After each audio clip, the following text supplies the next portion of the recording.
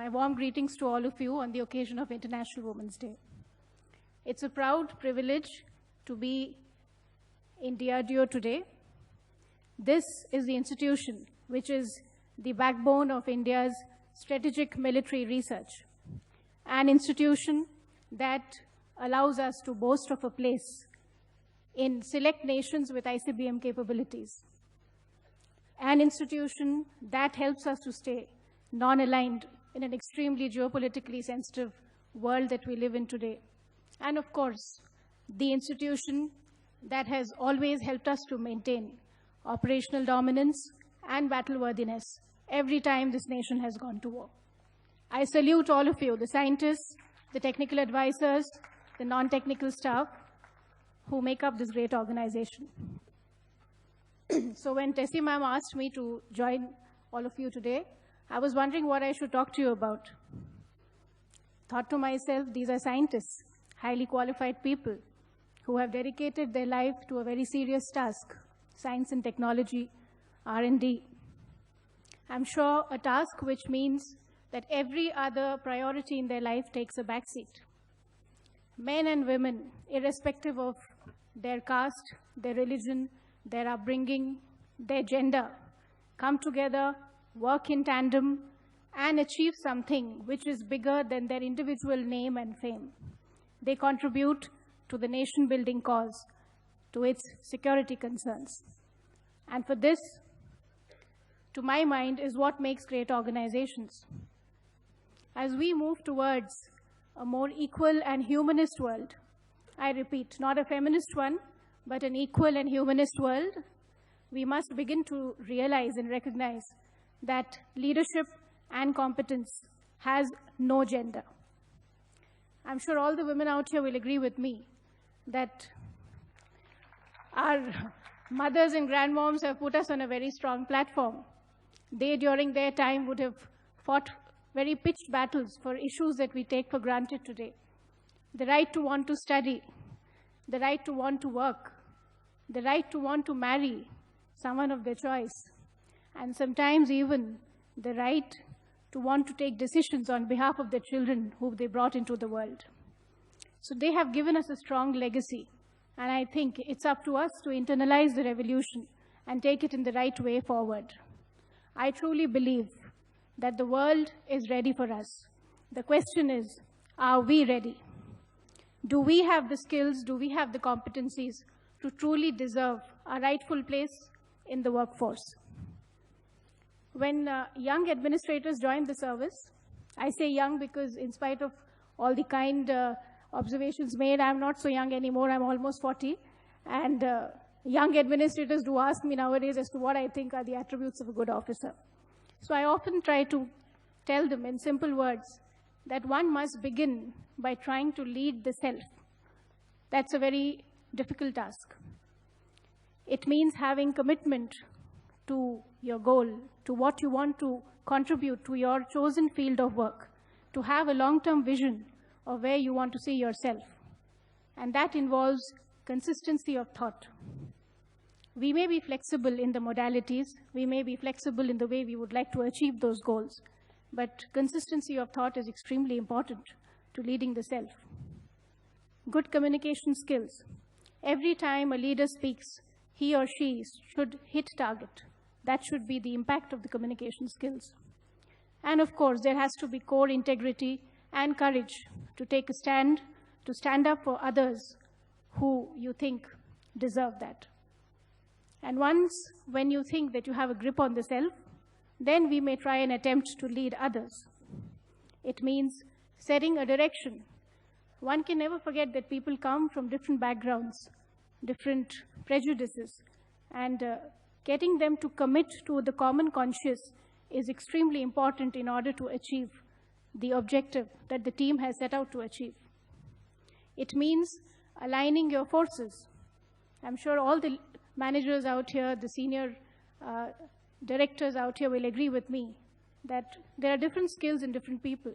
Some people are good at strategizing, some people are good at supports in logistics, and some people are good at executing. So we must choose and align the forces in the right way. And sometimes There are people that you keep thinking hard, what are they capable of? Do they really belong to the organization? But that's where our skills as a leader comes to the forefront. Every human being has something to offer. It's up to us how to extract and how to make him or her a productive asset in the organization. And I think beyond this, I will not try to decode leadership for you, especially in the presence of K.T. Ramarao Garu, who is a very visionary and young leader and who will, I'm sure, enlighten us more on leadership when he speaks. So is it that easy?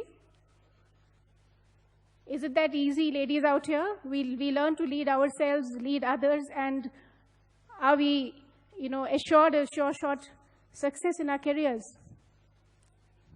It's not easy. Very true. But I would also like to say here that the obstacles in the obstacle course is something that you need to be conscious about. You need to negotiate. And largely, it has to do with our own conditioning. I say this with whatever little experience I have seen of different women in different organizations, that women sometimes hesitate to take on new responsibilities. We often underestimate our own abilities. We often think when a new responsibility is assigned that we don't know how to do a particular job. But let me tell you that that might be an advantage. Learning to do it your way, going away from the beaten track, may actually yield better results. So never be afraid to take on new responsibilities. Also, in a study involving certain HR organizations, a very interesting bit of trivia was shared. And it says that, with due respect to all the men here, that men tend to overestimate their potential, whereas women try to underplay their abilities. And that's the reason why women are often promoted based on their past achievements, and men on perceived potential. So this is where we need to think straight. Not only must you achieve, but you must also not hesitate to demand your rightful place in organizations, because recognition is an extremely important cornerstone of personal growth and career advancement. You must learn to keep yourselves motivated.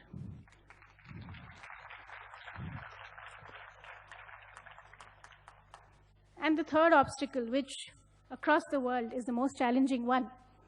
I'm sure all the ladies out here would agree with me that the biological clock and the career clock are in absolute conflict with each other. That is the age when a woman is expected to have a family, to look after young children, and sometimes take on the responsibility of aging parents. It's also the time when organizations decide to either have you in or write you off. So that is something which we need to challenge ourselves with. And the only thing that I can say here is that by all means, when you need to take those decisions of raising the family, of taking a break, please do so. But don't leave mentally till you actually leave on that particular day. Be in your job, be consciously focused till the day that you're actually working. And when you are done with those responsibilities, don't forget to come back and join the workforce. We often complain that there are not enough women at the top, not enough leaders, not enough CEOs, not enough policymakers. The fact of the matter is that not enough women stay in the workforce to be able to reach those positions. So you must motivate yourselves to come back and let the job be interesting enough to hold your attention. So therefore, you must look at sectors which actually challenge you, which actually have the potential to get the best out of you. And here I think the role of policymakers, leaders, is extremely important. We must create the ethos and the ecosystem where women feel motivated to come back and contribute and grow. Again, a small snippet I'm sharing. I'm told in the Scandinavian countries, when an HR team looks at the promotion eligibilities of men and women, they often look at whether a man has availed his paternity leave. And if he hasn't, then eyebrows are raised.